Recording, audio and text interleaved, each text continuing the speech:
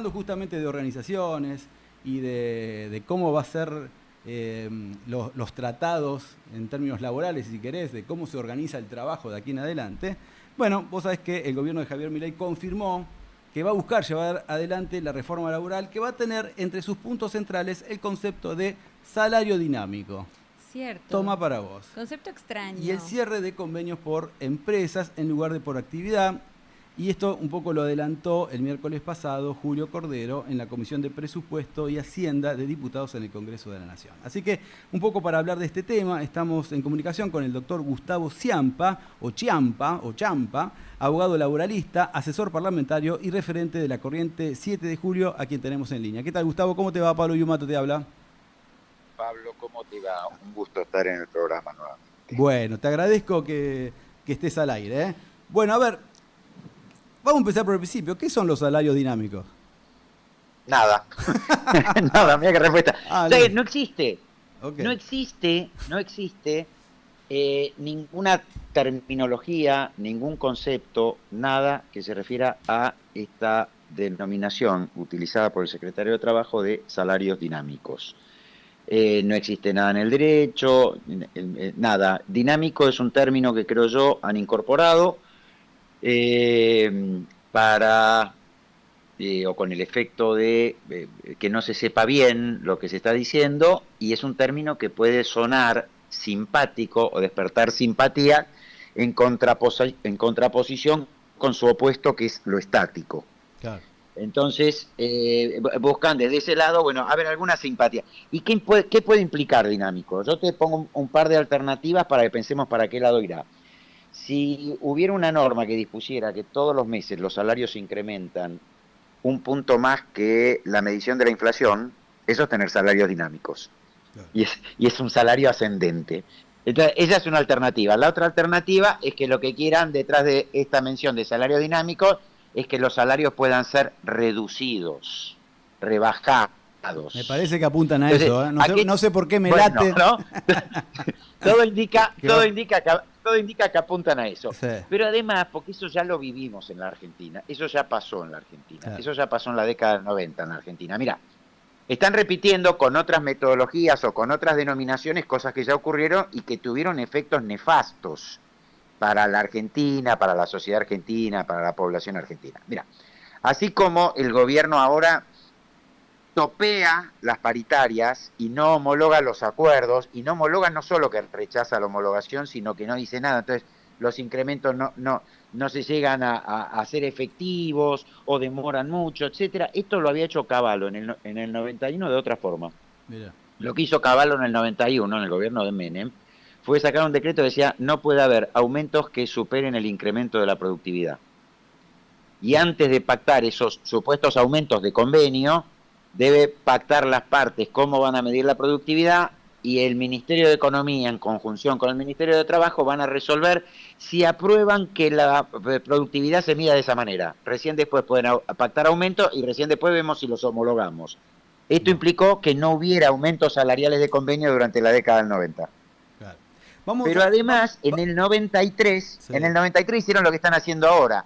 Dijeron, los convenios tienen que tener dos módulos. Un módulo general de aplicación a todos y un módulo particular con salarios que pueden ser aumentados, reducidos o suprimidos. Ahí estaba. Claro. Es esto. Bien. Porque además hablan de salario por mérito, ¿viste? Claro, estaba pensando en eso. Y eso también. O sea, si te portás bien te pago un poco más, si te portás mal te pago menos, alguna cosa así. Y fíjate, pues partimos de la premisa que el mérito lo evalúa el empleador. Claro, a eso. ¿Qué pasa? Si yo dijera, bueno, que cada trabajador evalúe su mérito y fije su salario. Entonces, evalúense entre ustedes, ¿te imaginas? Claro. Si lo evalúa el empleador. A ver, y ahora yendo, digamos, a lo que estimo que quieren hacer, ¿no? Si lo evalúa el empleador, ¿cómo evaluará al empleador a aquellos trabajadores que ejercen el derecho constitucional de huelga para pagarles el salario? No, esos son unos zurditos. Y el que está enfermo y no puede ir a trabajar, Es mentira, y el que reclama que le paguen las horas extras que no le pagan... Es mentira, bueno, seguramente no estaba enfermo y se quiso quedar en la casa por vago. Claro. ¿Y qué pasa con el salario de esa persona? ¿Y qué pasa con el ejercicio de sus derechos por parte de esa persona? Afuera. A ver, yo quiero hacer una aclaración. Permitime hacerla muy breve. La legislación argentina permite que las empresas premien la mayor laboriosidad, contracción al trabajo, eficacia, esto es el mérito. Sí. Pero esto es por sobre los salarios de convenio. Obvio. El salario responde a satisfacer las necesidades de los trabajadores y sus grupos familiares. No depende del mérito. Obvio. Mérito es una vez satisfechas las necesidades. Exacto. Yo te pago 10, te tengo que pagar 10. Ahora, si te quiero pagar 15, te pago 15, porque no sé. Porque claro, exacto. Claro. Pero el 10 es el salario suficiente obvio. Para responder a las necesidades del trabajador y su grupo familiar. Bueno, a ver, otro tema. ¿Cómo es esto del cierre de convenios por empresas en lugar de por actividad? Lo que quieren es desplazar al convenio de actividad, y otra vez, volvemos a la década del 90, y que prevalezca sobre el convenio de actividad el convenio de empresa. Esto lo estableció con claridad la ley Banelco en el año 2000 y fue derogada en el año 2004. Porque hoy no está prohibida la negociación por empresa, porque, digamos, a veces yo a veces no sé si los que lo proponen tienen confusiones conceptuales y confusiones de realidad, porque en algunos sí ves que, digamos, manejan planillas de Excel pero no saben cómo es la realidad, no conocen la idiosincrasia de las relaciones laborales en Argentina, digamos, cuando Sturzenegger el otro día retaba a los empresarios, por ejemplo.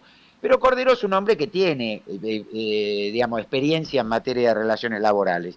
Entonces, digamos, esto de decir negociación colectiva por empresa, en la Argentina se puede negociar por empresa, no está prohibido negociar por empresa. Lo que pasa es que cuando hay un convenio colectivo de actividad, esto es, un convenio homogéneo de condiciones mínimas de trabajo y salariales para todo el país o para una provincia, el convenio por empresa tiene que respetar esas condiciones mínimas y debe negociarse mejorando las condiciones de trabajo o las condiciones salariales del convenio colectivo de actividad. Esto está permitido, esto no necesita ninguna reforma laboral, esto se puede hacer con la legislación vigente. Entonces, ¿qué es lo que buscan? Lo que buscan es lo contrario, esto es lo que hoy no se puede hacer, que es que los convenios de empresa perforen los pisos de derechos previstos en el convenio de actividad. Escúchame, ¿esto no perjudicaría, ¿no perjudicaría a los sindicatos? Esto, claro, perjudicaría a los sindicatos, perjudicaría a los trabajadores, además es inconstitucional. Esto, digamos, que un convenio de empresa se negocie perforando el piso de un convenio de actividad, afecta lo que se llama el principio de progresividad y no regresión. Claro. Con lo cual, además, es inconstitucional. Pero si corro el tema del análisis jurídico constitucional, esto perjudica a los sindicatos y perjudica a los trabajadores. Obvio, claro. Sí, en consecuencia, totalmente. Y además, ¿sabés qué? Perjudica a las pequeñas y medianas empresas.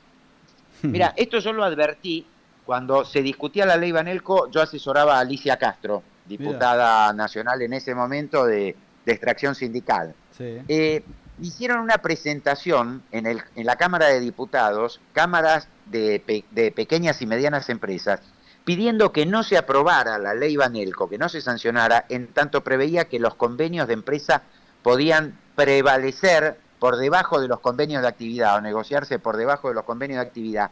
Y decían lo siguiente, porque ya que entre las grandes empresas y las pequeñas y medianas hay muchas diferencias, digamos, de recursos, de acceso al crédito, de marketing, de volúmenes, etcétera, digamos, que esto desde el punto de vista de las empresas, que las que están en condiciones de imponer a los sindicatos negociaciones por debajo del convenio de actividad son las grandes empresas, con lo cual van a agregar una asimetría más en su favor y las grandes empresas van a tener, decían las pequeñas, condiciones más, entre comillas, flexibles y beneficiosas, también entre comillas, que las que tenemos las pequeñas empresas, con lo cual no solo afecta a los sindicatos, a los trabajadores, sino que también afecta a las pequeñas y medianas empresas. Totalmente. La última, porque ya no estamos terminando el programa, ¿cómo es esto de que ahora hay que laburar 12 horas? ¿Te guste o no te guste?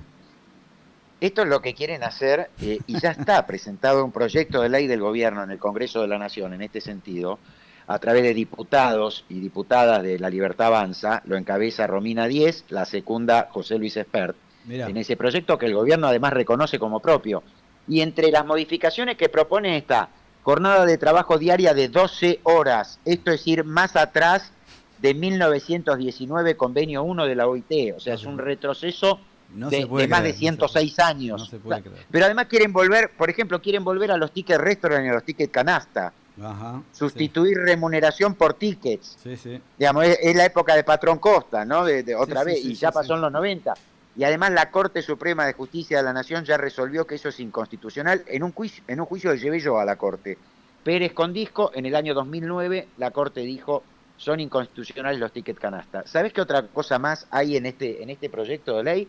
Fraccionamiento de vacaciones, que te puedan dar vacaciones fraccionadas y en el momento del año que quiera el empleador. Hay otra, terminado un juicio donde el Poder Judicial condena a una empresa a pagarle un crédito a un trabajador, los juicios demoran, Pablo, entre 6 y 8 años, déjame aclararlo. Terminado ese juicio, la empresa puede decir, bueno, lo voy a pagar pero en 12 cuotas. Claro. Sin interés, por supuesto.